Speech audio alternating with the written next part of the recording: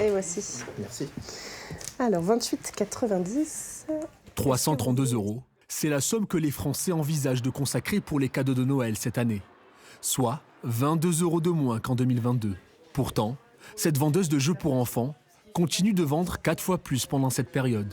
J'ai l'impression que tout au long de l'année, les gens vont faire plus attention pour peut-être un petit peu moins rogner au moment de Noël à la fin de l'année. Les enfants, j'ai l'impression que les parents, quand même, continuent à avoir envie de faire plaisir tout le temps. En 2023, l'inflation est moins élevée que l'année dernière.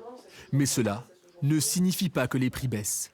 Ce taux indique seulement que les prix augmentent moins vite que par le passé.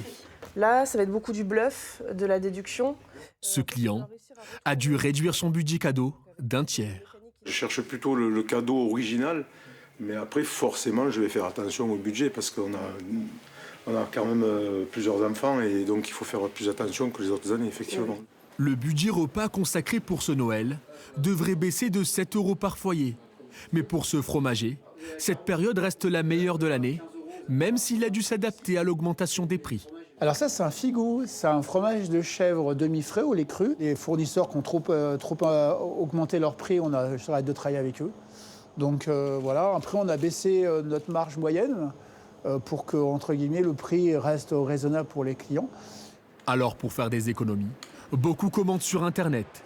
Selon la Fédération du e-commerce et de la vente à distance, 2 tiers des Français déclarent avoir effectué des achats de Noël en ligne.